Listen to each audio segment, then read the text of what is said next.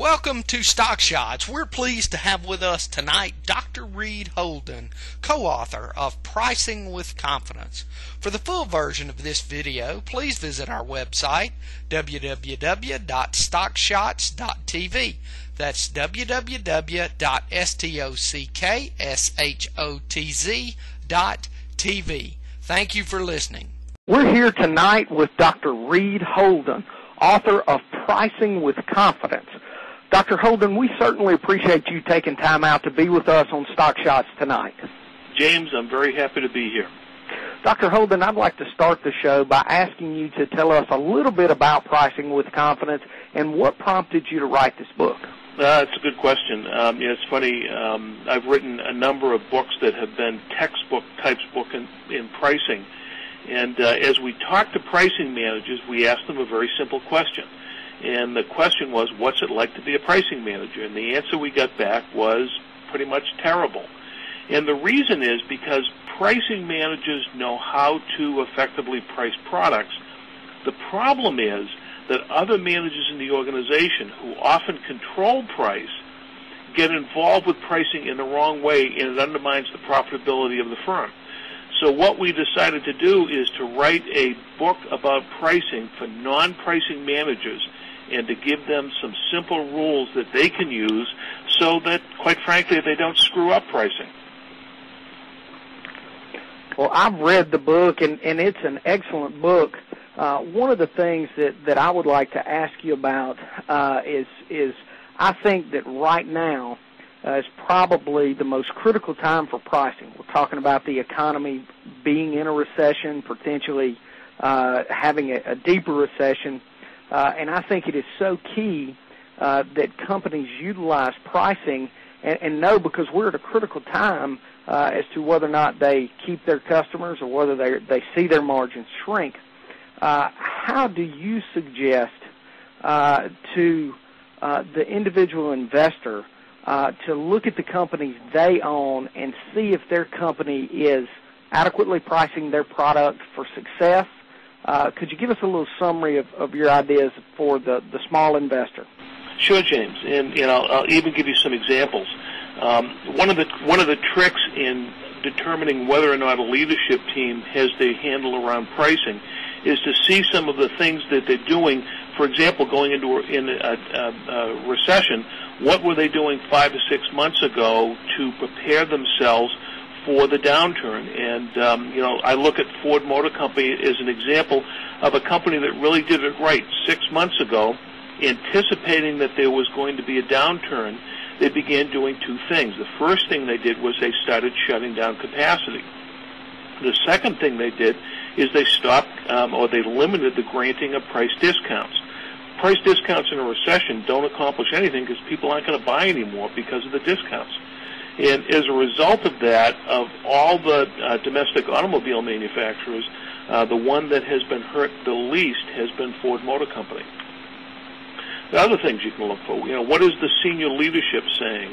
I looked a number of months ago, I looked at the CEO of Accenture, and he made the statement that they were going to begin to price to value with their clients, and they were going to have a very good understanding of the value that they created for their clients. That's a great message coming from the CEO. Other things to look for is whether or not you see dramatically declining margins in the process of a recession. Smart managers know that when there's a downturn, they have to begin protecting margins, and even at the risk of missing their sales goals. So that's 3 or 4 ideas that an investor could look at. Excellent, excellent. One of the other questions that first came to mind when I was looking at the book is rule number 2 is understand your value to your customer. Yes. Now, the question that I had pertaining to rule number 2, do you have to have a strong brand, or can this be done in smaller companies? And we hear so much rhetoric from the mainstream media, the financial advisors on these shows that talk about branding, but can a smaller company that has not achieved that brand utilize rule number 2, understand their value, and maximize potential? Sure. a brand is a multifaceted thing, James, and it includes the impression that consumers get from advertising, but quite frankly, the strongest brand even a small business owner gets is the impression that a consumer gets when they walk through the business's door. And there are companies in a wide range of areas that have very strong impressions with their customer base because they take very good care of their customers. That, to me, is the strongest brand in the world, and it doesn't take advertising to create it. In Chapter 2, we talked about extending that and spending a lot of time with your customers, talking to them about why they buy from you. And it's a question that a lot of managers are afraid to ask their customers. But one thing we find is that customers love to tell you why they buy from you, and in a business-to-business environment where the book is really targeted, how they get value as a result of doing business with the company. Well, another thing that came to mind is knowing some small business owners. I don't know that a lot of them grasp that the price point can be the first step in branding that product. Is that a fair assumption that can be the critical first step in branding your product? I'm not too sure it would be a critical first step. Certainly having a range of prices to accommodate the needs of different customers is important. And that range of prices, the range of prices can be a very effective communication for what the strategy of the firm is. For example, if you're a dentist that's trying to get a lot of new patients, you're new to town, you may have a lower price than an established dentist, and the agenda being that you're trying to use pricing to establish some use of your services. An older established operation is less likely to need to do that because they've got an existing base of clientele. And in that particular case, there's a thing called the price-quality effect. The price can be a signal of the quality of the services that are being provided to consumers.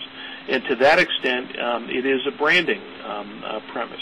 And the mistake a lot of people make, a lot of small businesses make, is they think that consumers are too price sensitive.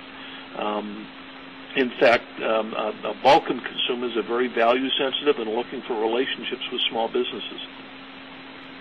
One of the interesting points that you make in the book is when to fire a customer.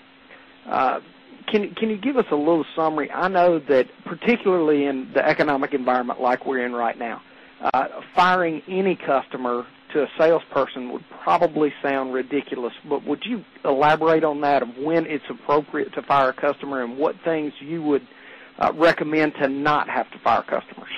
Yeah, I mean, and let me give you a little background to that. There is a thing that accountants are beginning to use called the 20-2-25 rule. A lot of people are very familiar with the 80-20 rule, which is also known as the Pareto curve, that says that 80% of your business comes from 20% of your customers. The 20-2-25 rule says that in most businesses, on average, 20% of the customers give you 225% of your profits. Now think about that for a second. That means that a bulk of the other customers aren't giving you profits. In fact, what they found is that 70% of your customers are pretty much break even, and 30% of your customers you're actually losing money on. That means you would be better off not doing business with those customers. The problem that most businesses have, especially in a downturn, is they never see a customer they don't like.